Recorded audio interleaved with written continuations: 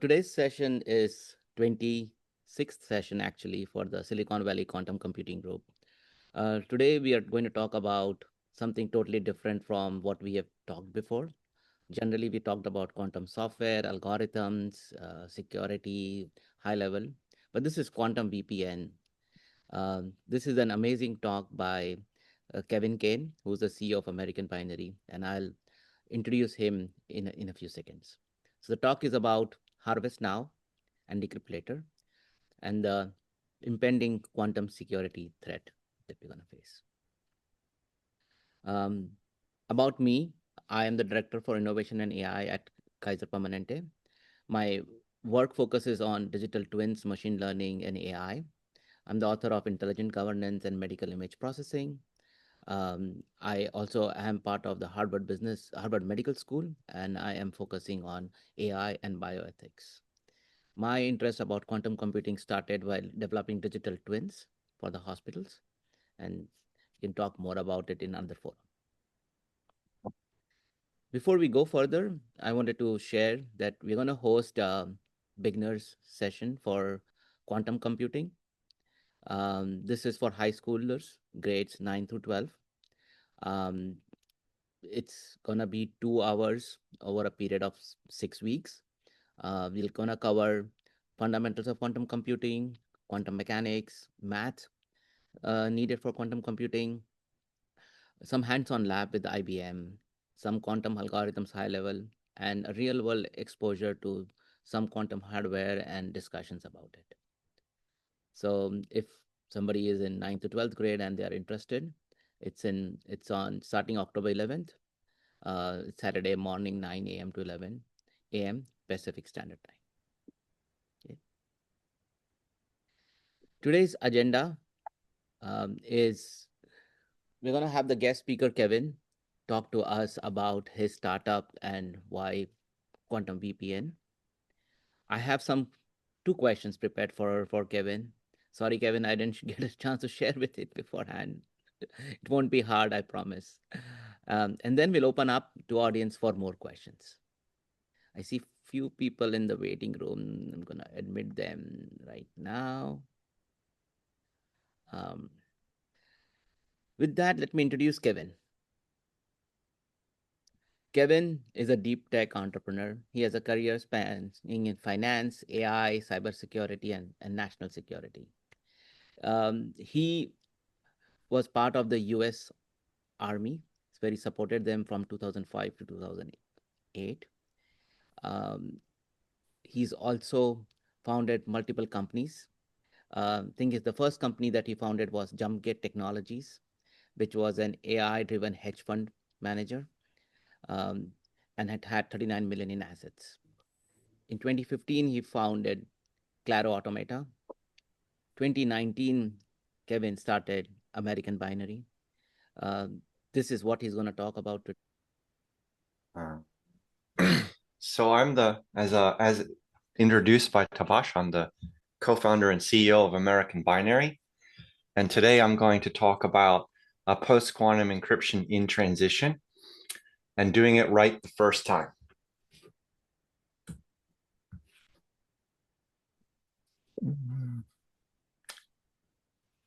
So what is the problem and why do we need to transition to post-quantum encryption? Well, the advent of quantum computing is rendering conventional security obsolete.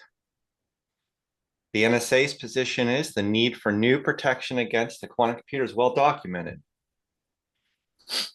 And not only that, it's not a problem when quantum computers arrive, but it's actually a problem today. And we can go into that. Why would it be a problem today? Well, there are several things that we can discuss, but at the top of them that we'll get into in a few slides is the harvest attack. Prefacing that ahead, if we accept that data is being recorded for future decryption, then we're going to bring forward the concept of transitioning to new encryption in order to go ahead and mitigate not only that future problem, but solve it for today. And, I've been doing this for 6 years. There's been a lot of companies to come and go over the years in post-quantum encryption and a lot of new entrants. And post-quantum encryption is sort of like blockchain, I think, during the hype. A lot of opportunity to put it on things for marketing, a lot of misuse of language. And at the end, the person that suffers the most, of course, is the end user because they get confused. They purchase products that don't do the things that the marketing of the language implies that the product does. And not only that, they're just simply not getting what they thought they were. And I'm going to talk a little bit about that. So what is it the customer expects when they purchase something that says it's post-quantum? And it's easy to talk about it, just like blockchain and many of the other areas. Or you could say like putting performance parts on a car and going to putting a vent on it that doesn't go into the engine. It's just for aesthetics and looks. But if you're going to build a race car, you're going to do it right the first time, and everything on it will have purpose. Nothing would be for aesthetics, right? Similarly, in the encryption space, everything has to have purpose. Nothing is for aesthetics or marketing.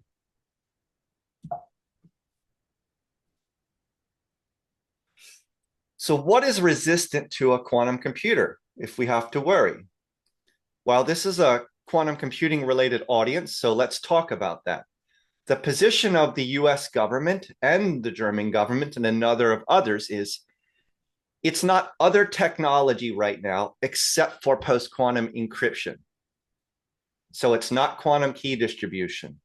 It's not other inventive and creative things outside of standardization.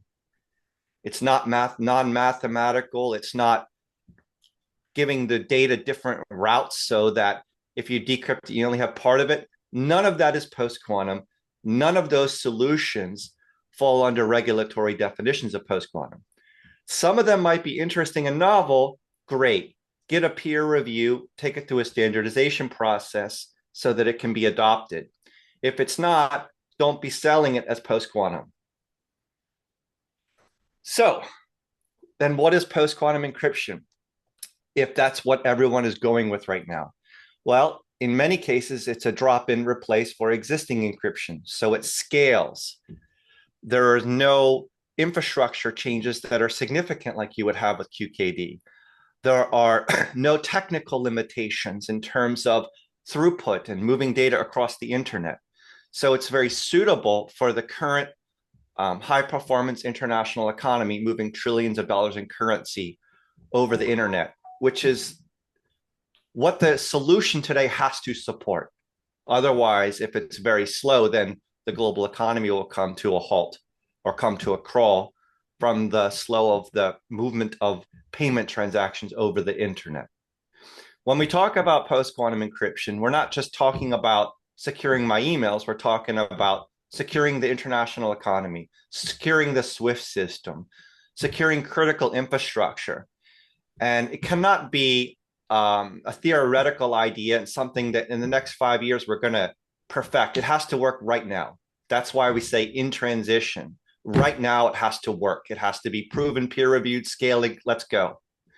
And that is what the world needs today, because the problem of quantum computers is a today problem.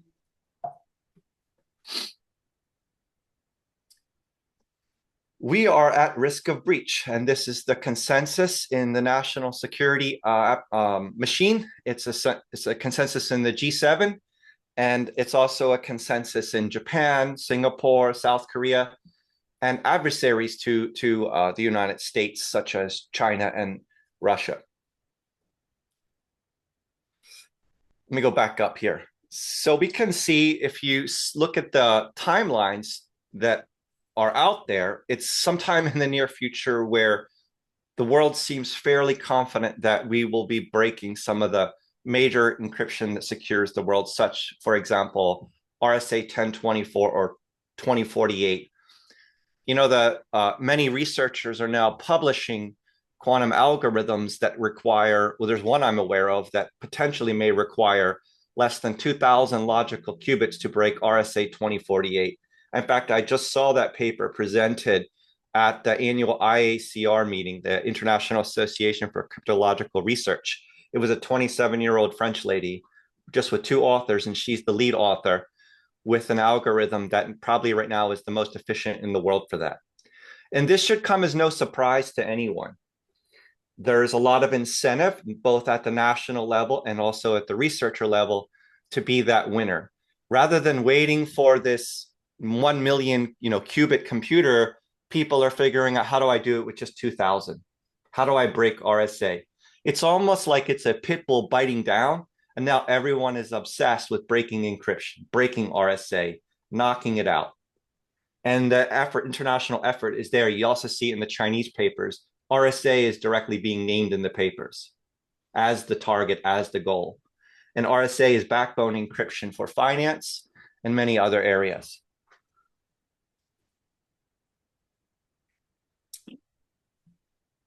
So let's talk about the harvest attack.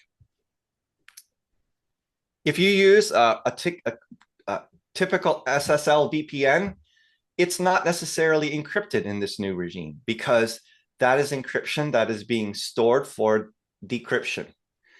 And in that system, you have, for example, a particular government in Northeast Asia that has over 1 billion people, which has been recording network traffic for more than 10 years.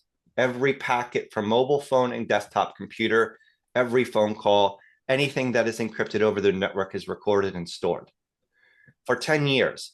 That means every diplomat email that went over a mobile phone. It means every scientist and engineer at every conference, every epiphany they had there and stored and sent an email back in notes while meeting a scientist there. Every company that has outsourced analytics or core IP in China has had that network traffic recorded and stored for decryption.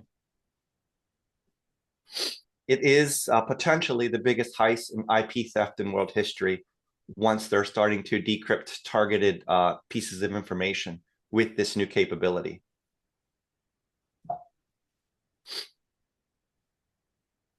And finally, in the transition to post-quantum encryption, we not only need it to avert the threat of decryption from harvest attacks, but we also need it for compliance, because the transition means that this stuff is moving into national security system standards via CNSA 2.0 in FIPS and HIPAA. So if we wish to keep our business lines that support sectors that fall under these requirements, we have to transition, or we fall out of compliance and no longer can make sales.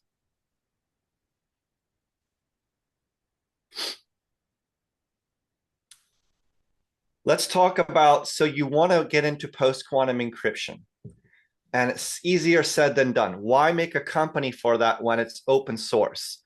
Why don't I just wait till the last second?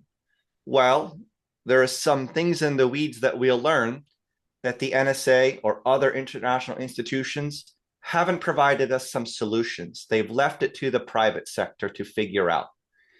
And they've been deliberate about that, specifically in our conversations. When you talk to some of those national security institutions that have been around for more than 50 and 70 years, some of their explicit policy is, in verbatim to us, is we're going to let the private sector solve the problem. So that's also a reflection of the sign of the times and how the world is changing, where now, innovative companies in the West Coast and East Coast of the United States and Europe and Asia are picking up the slack and doing what was previously often done by government. I heard a quote from a retired 3-star general who's now back in the US government in a senior position. And it was that, 30 and 40 years ago, 80% of innovation came from the United States government in the US. And the challenge was getting it to the private sector. That was the challenge. Now 80% of innovation is coming from the private sector, and the challenge is getting it into government. So the responsibilities have shifted, but the US government has also shifted sails fast and said, we're going to let the private sector solve these very difficult technical problems in the transition to post-quantum encryption. The biggest technical problem is the NSA standard for post-quantum encryption for surviving a quantum computer is an almost impossible standard to meet. We are not aware of any major tech firm in the United States that has met the standard. And even using the language of the standard, CNSA 2.0, is not evidence of meeting the standard. Meeting the standard means ultimately that you have no classical encryption anywhere in your cryptographic construction, no Diffie-Hellman key exchange, no RSA, no elliptic curves, and for those of us who are technical in this space, no hybrid method. Hybrid means using mixed of classical encryption, and NSA says no. Dive all the way in post-quantum encryption. Don't hang on to a sinking Titanic because you're unsure if the skiffs are going to work. It's zero sum, it's mutually exclusive. So there is no fallback for classical encryption. It's a sinking ship, fast. So the only option we have is to go all in on post-quantum encryption and iterate fast on the innovation, because it is in the scale of the rise and fall of nations, a crisis, because it is here then on that scale, right, on that moving average size. And in that regard, when you go to meet the NSA standard, you will learn that your cryptographic construction, the total bit size, is so large on the face surface of it that it won't run over mobile networks. And so how do you do that? How do you make it run over mobile? Well, we solved that technical problem in my company.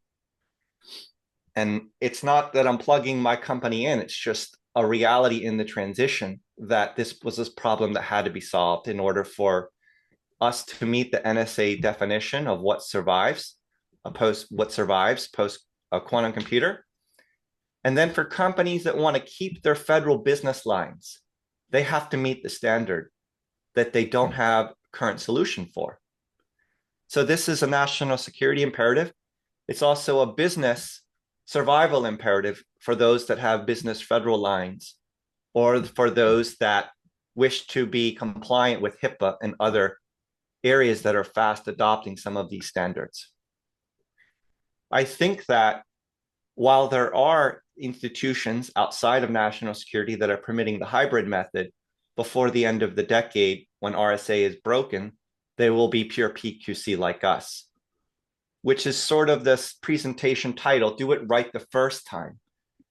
Don't use hybrid to learn about it or something to only have to go back and redo all your infrastructure again 3 years later because RS 2048 is in the public broken. So then you're going to say, I'm going to do pure PQC, right? And then you're doubling your investment again to solve the problem that you could have done right the first time. And we have done it right the first time. And it's quite simple. In a cryptographic construction, you need 4 parts. You need authentication, key exchange, bulk encryption, hashing.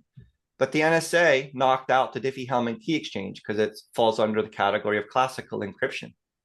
So it doesn't survive a quantum computer, and it doesn't survive, frankly, an advanced computer that is designed to break, something like RSA 2048 or solve for a discrete logarithmic problem. I would, like being the science-oriented people that we are, we look for first as many ways as we can to see why we're wrong, why we're not safe, why it's not okay, why we don't have to worry about it, and be very judicious. And it's not just the papers that come out on this, it's the frequency, it's the quality, it's the money behind it. And when you look at the intensity of the innovation and the rate of it in this space, the picture becomes very clear. Although there is some fog, there is a massive amount of momentum about to pierce it. And in that context, with the 4 parts of the cryptographic construction, the most difficult part right now for people is the key exchange. And what we found in our company is that we could cut 4,000 bits on that, and that allows us to fit it through the mobile network. So we have an innovation that is not public in the market, that we're doing a private peer review because we are a private company. And we're leveraging that, and I'm running it over mobile right now, and I'm running it on desktop, doing something that the world thought's not possible. Many of the world still thinks isn't possible. And that's the essence of a deep tech company. right? So we solve problems that are thought to be either unsolvable or so extremely hard, it's financially difficult for a very large company to justify that to its sales teams, to wait 5 years for a high risk innovation when they can just let a startup whose incentives maybe are better aligned to work Saturday and Sundays for 3 years to solve it.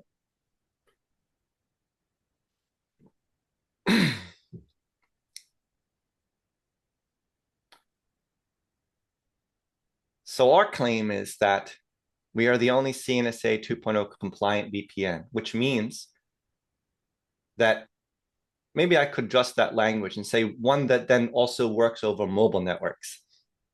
This goes back to the earlier presentation claim of, or the discussion of, the customers expect some things. And if we're going to market a product, it needs to solve the expectations of that customer and not deceive them for a sale with language that was ambiguous and like quantum safe. And someone says, well, our definition of, no, there's no our definition of quantum safe. There's no our definition of what survives a quantum computer. There is the regulator. There is the standardizing body that gets everyone on the same page so that the customers are not deceived. That's very important for scaling.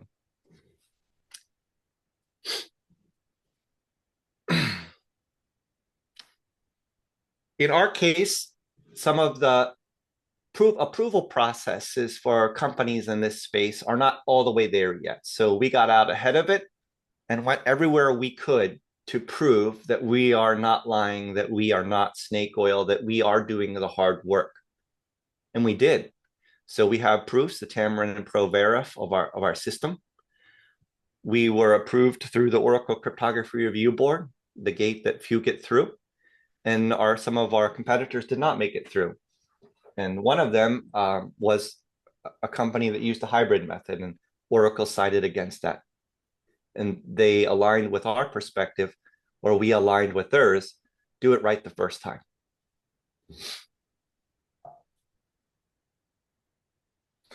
100% CNSA 2.0, pure post-quantum encryption, no classical encryption, cryptographic construction, operating a VPN. So use it overseas, record your network traffic. The NSA's policy position is that survives a quantum computer. That person, that country will not be able to decrypt your scientific notes you sent back while they're at a conference, or the ambassador's emails, or the CEO of an S&P 500 mental health records and discussions that they sent back because maybe they're not feeling well or some other personal matter. That's the conclusion of my presentation. It's intense and fast and to the point. We've been doing this a long time, and I'm available to take any questions. Thank you. Thank you, Kevin. That was well done. So I do have two questions. I know you talked about the NSA um, orders, executive orders. I don't know if it was a memorandum or executive order, but I do remember in 2022 there was NSM 10, um, and this was about quantum being the main focus area for US. Do you have any idea about NSM 10, NSM 10? I'm not prepared to comment on it, and I'm not read up on that. Okay, okay. I'm gonna put the link here for everybody else if they are interested. So that was the first question.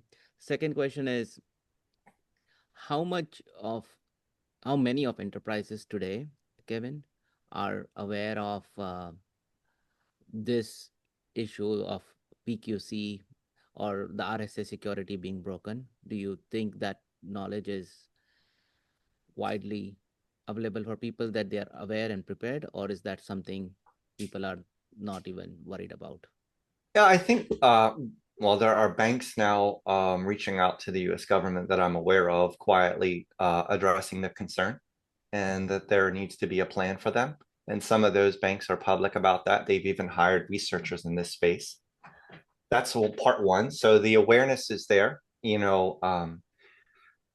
I think like with Google's announcements with their chip in quantum and others, I get messages from people in real estate investments who, are not in tech asking about it. So the acumen and knowledge is there. The market to is there.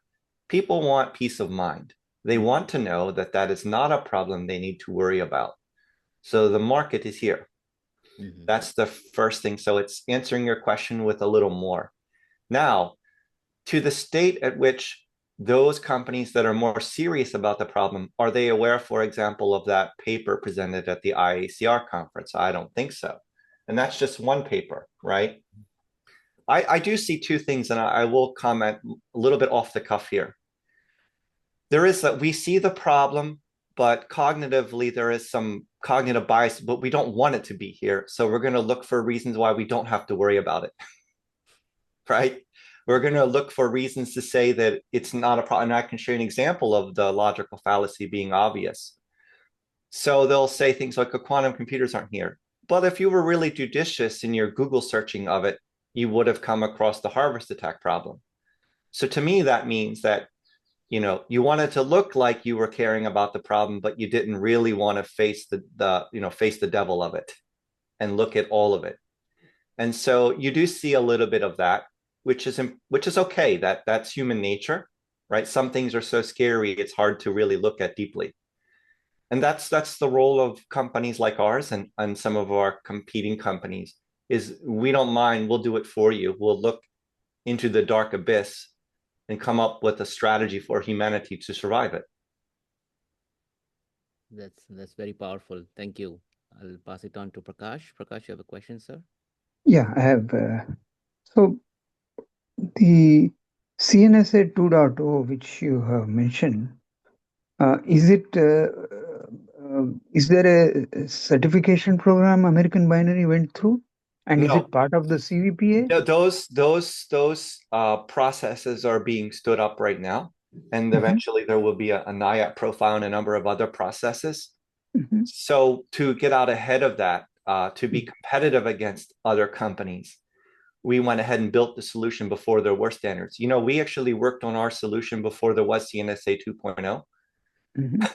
This is a multi-year R&D process, because you will find, like I said, there is a reason why the major tech companies don't have a solution.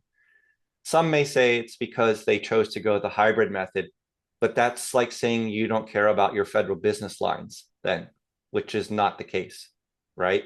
And the reality is one of the reasons by process elimination is this key exchange problem. So even if you do your own key exchange or you roll it or you use an existing AKE, you will find that it won't run over mobile networks on its surface of the total bit size of the cryptographic construction. And maybe I answered a little bit more, but if you, Yeah, I would like to continue on that thread, sure. saying that okay, let's say that key exchange is separate from the encryption decryption problem. Those are two separate. Key exchange involves communication between the parties, and so there is a channel, whether it is a quantum channel or classical channel. So if I have to say that key exchange, which is QKD, is important, and it is different from what you do just simple encryption decryption, uh, how is the American binary product enabling that? I'm not sure I'm tracking the question because I heard a So statement okay, there and then I heard a question, and you're saying that the statement is that QKD is important. And so what is the question exactly? yeah, And so QKD is important, and you are saying you put a cross that that's not meeting the requirement. Is that correct? If yes, I understand? The NSA's position is that they're not going to accept it as a solution right now in public. And what would be the reason for that?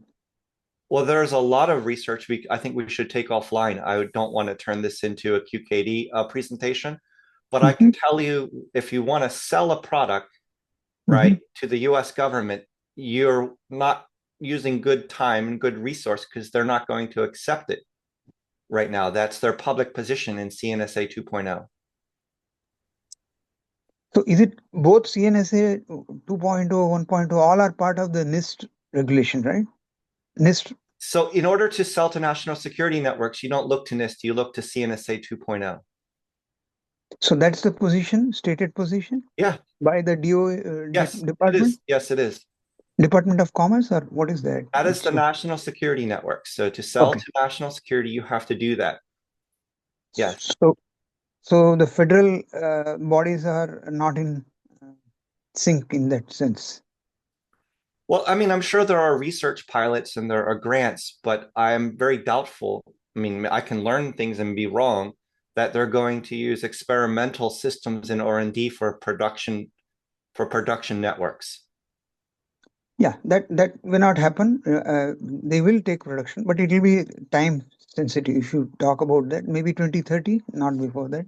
Yes, so the problem is though, because data is being recorded for decrypted today, and they need a scalable solution that doesn't require thousands of dollars of extra costs on top of infrastructure per installation, because that's not tenable, right? So they Got have it. chosen this path right now. Okay, so it will eventually come to a point when it will be QKD will be the You know what? one of. That's great. That's an absolute potential. You know, I spoke before, like, I don't know, 10 or 15 congressional staffers, and they said, what happens in 10 or 20 years when another advance comes along and we have to do it again? And the answer is, well, we're going to have to do it again. And then 20 years later, we're going to have to do it again. There is not going to be it's very unlikely, right, that we're going to get to a point where we have a solution and don't have to replace it again in 20 years because computing is only going to accelerate.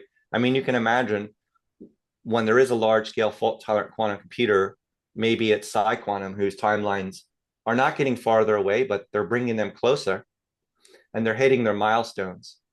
You know, the CEO is the grandson of Erwin Schrödinger himself, and he's been researching at this and publishing it for 30 years.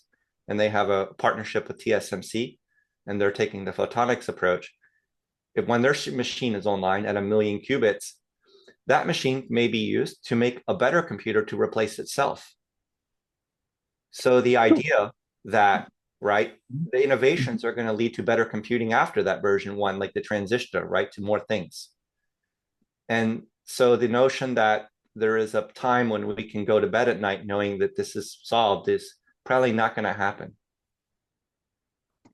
sure, that's a point of view which you have taken, but in industry and several, they believe that still it's at least 4 or 5 years.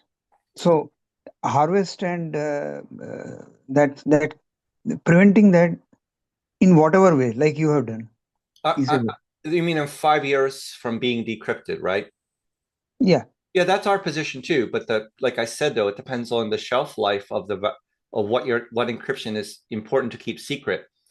You know, and if it's like, let's say it's unflattering information that shouldn't have been leaked, which we have seen from major S&P 500 companies that cause CEOs to get replaced, right? And cause board members to change the entire structure of the company. You know, there was recently a lot of drama around a particular aerospace company and a lot of their internal communications. You know, it's just a part of life in business. Maybe they don't want them in the public. Well, but they're being decrypted. So what is the shelf life of not wanting that decrypted? Well, it's forever because that's people's careers, right, and lives. And that data is being stored for decryption right now.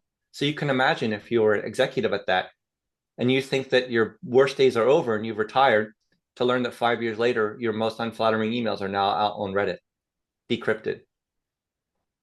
yeah, that's life. One has to accept Well, at some point. I think for some of us it's not life, and we're going to get Mm, out ahead of it and do everything we can to make sure that never happens.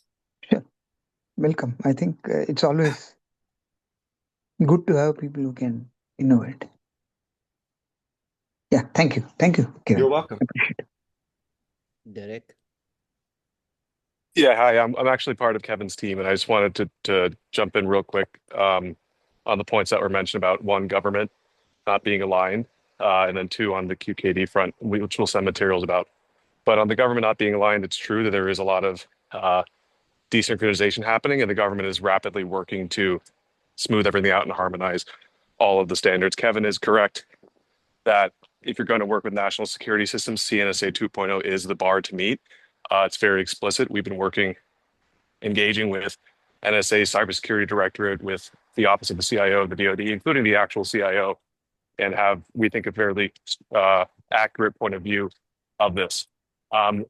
As far as we can tell right now, CNSA 2.0 is the highest bar, period, full stop. that is set across the world.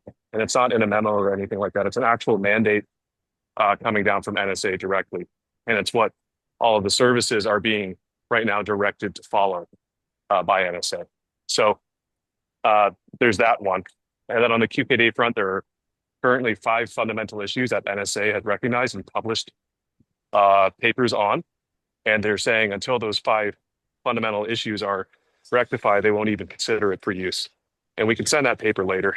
And also, the European intelligence services reached the same conclusion. We can also send that paper too. Thank you, Derek. Thank you, Kevin. I saw Paul has his hand up. Paul, did you get your question answered, or you have a different question? I had a separate question, but it was also regarding what was just previously mentioned with the compliances, or not the compliances, but why the U.S. government hasn't taken it. So that was answered. But my secondary question was, for the CNSA algorithm, or what's being used, I noticed that you added a hash table to solve the problem with mobile encryption using quantum computing. My question is the algorithm used for a CNSA identical to Diffie-Hellman, or is this a completely new algorithm? Also, yes, pretty much that's about it. So we don't use any new algorithms. We just use a novel key exchange that allows us to save enough in the size of the total cryptographic construction to work over mobile networks. And as you can imagine, everyone generally today has a mobile phone. In fact, in the developing world, it's more likely to have a mobile phone than it is a computer. And many of, like in, I think, Indonesia and Malaysia, they're using mobile networks instead of internet for many of the island chains. So the problem is not being solved for probably the most important market, which is mobile. Typically, at least in my mind, when we face a hard problem, we solve the hardest problem first and not the easiest problems. And so that, with that culture in mind, this company chose to solve these hardest problems first, right? And then go to market after the hardest problem is solved first, which is meeting the CNSA 2.0, and then being able to support existing internet and mobile networks in a full production product that doesn't degrade network performance and doesn't change user experience. I mean, it's very important, I think, and even this applies to QKD and other technologies. You can think of the Tesla automotive. I remember in 2008, I was an energy analyst, and I worked in South Korea, and I worked for the Korea Energy Economic Institute. And there they were impacting policy for their green energy or their climate change 2008 budget planning, right? And the other groups that I would meet with. And at the time, the idea was that electric cars would look like they did in the 1980s. They looked like Toyota Priuses, or they looked like little tiny box cars. And to me, that was a very silly direction to go, because as a product company, they're asking not only to change the fuel, the feedstock, the fuel, but they're asking to change the culture of people, right? In the United States, for example, and much of Latin America, people like full-size cars, and they like attractive looking cars, and they want to look cool, and they want to look mean, they want to look aggressive, they want to look fast, they want to look dangerous. And asking people to change that culture, in addition to the energy type, was a silly idea, because people don't like those things, and people like their identities. And Tesla got it right at that time, way ahead of it. Make the car look awesome, make it look dangerous, make it look fast, lean into that nature of humanity. Don't make them change it. And the same thing goes for this space. If we're going to ask people to change their user experience, we are wrong. Just we are wrong. So whatever product we give them, whatever product we serve a company, has to result in not even knowing that anything was different about the technology. I think that that is the responsibility of deep tech innovators, to make sure the solution doesn't ask for cultural changes to people. Thank you. Yes, Prakash. Yeah, thank you. So I just have another question related to the security through uh, photonics and other chips based hardware or firmware implementation. So does American Binary? No. So we do not do anything that is experimental and unproven, not standardized. We use standardized NIST algorithms. We follow the standard for the NSA, and we simply innovate within the confines of that standardized peer-reviewed system to solve the problem of operating over mobile networks. So you are saying that somebody cannot take and put it into the firmware, what you do, if they That's a work great with you? discussion to take offline. I'd have to bring Okay. in my CTO, and we're happy to explore if you work at a company that does that. We are Okay. open to strategic partners. We have several. Mhm. Many of them are household names of companies that we're lining up POCs with this solution. Okay, thank you. Sure. Thank you. I think there was one other question from Srinivas that got answered by Derek. Is there a follow-up, Srinivas, do you have on that? This was on the MLKEM 1024. No, no follow-up, but just was curious, like the implementation is confined to the mobile environments, No, or it operates over regular internet. I have it right now on my desktop, and it also operates over mobile. That's the thing is, if you're implementing towards this standard, you will find it might be easier to get it to operate over the internet, but almost impossible over a mobile network because of MTU uh, austere requirements. got it. Thank you. Sure. Paul? Yeah, and just to add a little bit more color based on the questions that I saw in the chat, so everyone else can hear them, right? So there's no quantum anything going on with our encryption. Everything runs on existing hardware. It's all software. We don't make any hardware. We did not introduce like an extra hashing table or anything like that to get this to work. What we did was use specifically the algorithms, the building blocks specified by CNSA 2.0, but we did so in a novel way that saved about 4,600 bytes per handshake packet. And the novelty that we did, that we implemented, references peer-reviewed prior art. So when we had this reviewed by some of the best cryptographers on the planet, names you'd recognize, like Whitfield Diffie himself even, they were able to look at it and go, oh, that makes sense, you know? So we didn't invent any new algorithms. Like Kevin said, we're playing strictly within the lines of the standard, but we did so in a very clever way in order to meet the real world requirements that Kevin is pointing out that are so necessary to meet. Thanks. Thanks, Derek. That was helpful. Yep. Paul? I had a question regarding so we understand that the development in technology as in AI and quantum computing is evolving. Um, uh, Other than data being stored and later on being released to the public potentially, what other expectations do you see for the future of what currently is known about our developing technologies? Or what do you think, or what might happen? Or yeah, it's pretty much just a general question. Okay. Thank you for that question. That's a kind of the question I absolutely like, because it's an opportunity to think a little bit forward. And there is always the possibility that this is not just the quantum computing, if it's used maliciously, is not just a tool for recorded information, but a real-time weapon, right? So you could imagine decrypting financial information and quickly dumping it on the internet before the transaction is complete. And then there is fear and doubt and panic in the capital markets. And then in the process of that, like an invasion of a country while everyone is distracted. So that is one scenario that doesn't get a lot of attention. And, on the dark things. And the second thing is I would like to say something a little bit off topic and positive. Quantum computers can be compared to, I think, nuclear power, which has lifted a lot of people out of poverty around the world, right?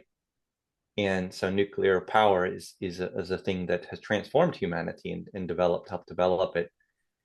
And quantum computers will transform potentially humanity and give us a lot of solutions to problems that are currently very difficult to solve. And one of those will impact longevity, right? And so we may live longer as computing advances in general, because we're able to faster find solutions and get finer resolution on the biology of a human. And so, but the challenge is that same capability, the same compute power that can do that can also break encryption.